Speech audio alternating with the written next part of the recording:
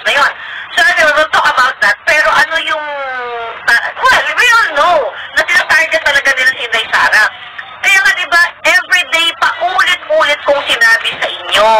Ito mga jutang ginimes na ito, itong si Kimbo, diba, naka-Hermes, naka-Chanel, ang mamahal ng mga bag. 13 million, 11 million, yung mga Birkin, diba? Magkano lang ang sweldo ng mga motang inang yan, diba, sinabi ko sa inyo, magkano lang ang sweldo ng mga jutang ginimes na yan.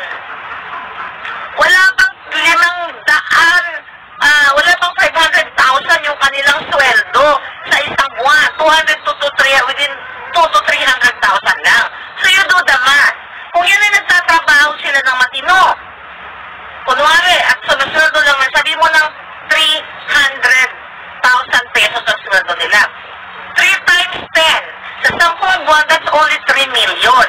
Paano naka-afford yung mga jutang ginimes na yan ng 23 million, 11 million, 10 million, 15 million na mga bag at mga alas na hindi naman bagay sa pagmumukha ni Kimbo at sa lahat ng mga asawa ng mga kongresista, senador.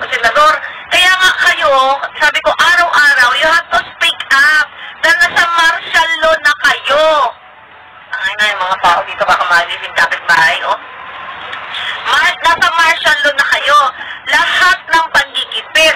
Pag hindi nila gusto ang sagot sa Kongreso, sa Senado, akala mo sila ang husgado, sila ang mga pulis na huhulihin nila, tatakita kakulong nila.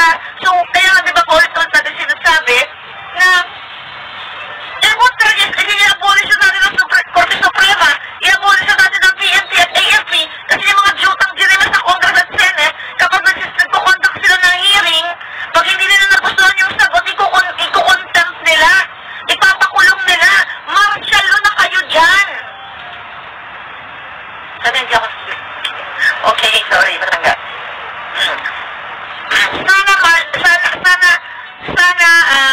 Ano tawag dito? Sana gumising na kayo. Harap-harapan kayong binababoy ng kongresista. Ano, hindi, sabi ko nga sa inyo, itong, sabi ni Inday, di ba? Tuloy ang trabaho niya. Kahit zero budget, gagawin nila yung trabaho nila. Pero sino ang maaapektuhan nito? Yung mga totoong tinutulungan ng opisina ni Sara. Hindi si Sara. Hindi siya mayroon pa siya 700 plus million na binigay nila, di ba? Nahiya naman ang mga hayop na yon, di ba? Hindi maghihirap si Sara. Tandaan nyo, kahit walang budget, hindi maghihirap si Inday. Pero ang mahihirapan, yung mga taong humihingi sa kanila ng burial assistance, ng kung ano-ano mga assistance, di ba? Kasi, binigay na nga, o ibibigay nila yung budget sa DPWH na hawak ni Lisa, sa DOH na hawak nila. Wala pa ngayong 90 billion dun sa PhilHealth na pinag-uusapan natin, hindi pa sila makontenta, barya lang yung 1.2 billion. Mga kababayan, wala naman sanang problema kung ginagawa ng DSWD talagang binibigyan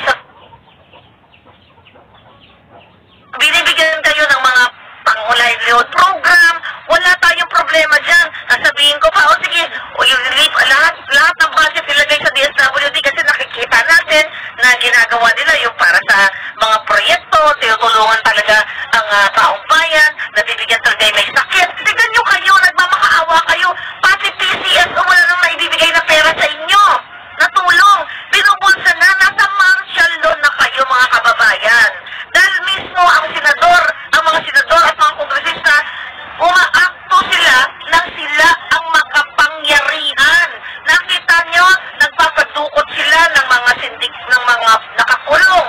Di ba yung nakaraan, kahapon yata yun, may hiring-hiring na naman sila. Dinidiin nila si Pangulong Duterte at yung dating administrasyon na nililink dito sa war on drugs na ito. You know?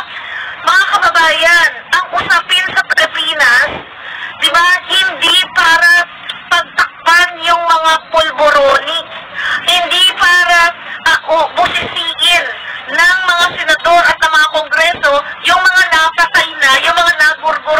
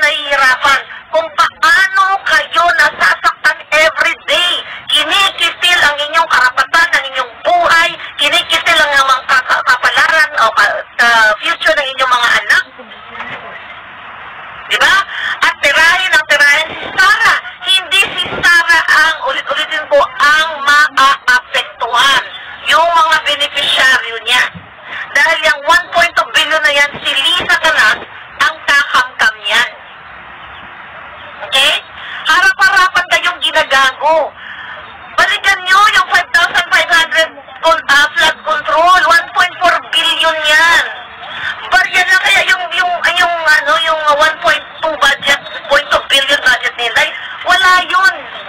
Wala yun sa ninanakaw nila na 1.4 billion doon pa lang sa flood control na yun. Ang gusto ko, gumising kayo mga kababayan, mga palangga, gumising kayo. Kailangan yung lumabas sa inyong mga bahay, mag-speak up kayo. Walang proyekto ang gobyernong ito. Walang proyekto ang mga putang ng kongresista at mga senador. Anong ginagawa nila? Ang kanilang mga asawa, ang mga aso, pinapasuot ng 12 million na alahas katulad ni Kilay.